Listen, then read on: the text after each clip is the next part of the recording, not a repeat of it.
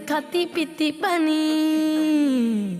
एक दिन उसको जाना था, रास्ते में एक दरिया था। दरिया पर था लंबा पुल, लेकिन काफी पतला पुल। इतना पतला था पुल वो गुजर न पाए बकरियां दो। चढ़ गई पुल पे वो बकरी, बीच में पुल के जा पहुंची। एक बकरी मोटी ताजी सामने से चलती आई। कहने लगी कि पीछे हटो, पहले मुझको जाने दो। पहले मैं दोनों करने लगी, सीख दिखा के लड़ने लगी। पहली बकरी ने सोचा यूं लड़ने से मिलेगा क्या, लड़ तो इससे सकती हूँ पर पुल से गिर सकती हूँ। बोली मेरी बात सुनो सुनो।